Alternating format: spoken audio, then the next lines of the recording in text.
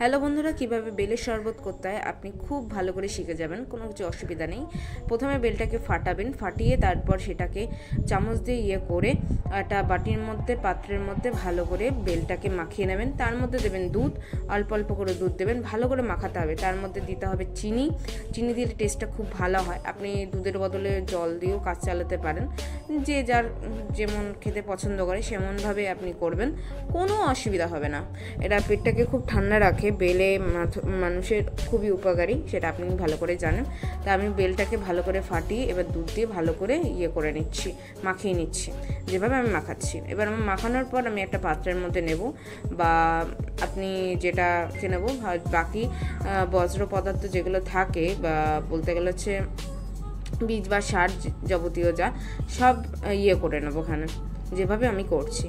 আপনি দেখতে থাকুন এই ভিডিওগুলো। আরও কন্টেন্টস ভিডিও ভালো পাওয়ার জন্য প্লিজ লাইক, শেয়ার এবং সাবস্ক্রাইব প্লিজ করে দেবেন। আমি আরও কন্টেন্ট ভালো ভালো আপনাদের জন্য নিয়ে আসবো। আর যদি ভিডিওটা খুবই ভালো লাগে তাহলে কোন কোন টাইপের ভিডিও আমি করব একটু কমেন্ট বক্সে প্লিজ লিখে দেবেন, কোনো কিছু অসুবিধা হবে না। আপনাদের যাবতীয় কুকিং যাবতীয় আমি করার চেষ্টা করব।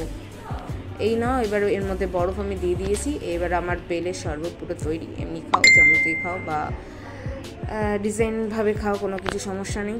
তো গুড বাই, ভালো থাকবেন, সুখে থাকবেন, আর হ্যাঁ, ফ্যামিলির সাথে বেলের শরবত খাবেন। টাটা।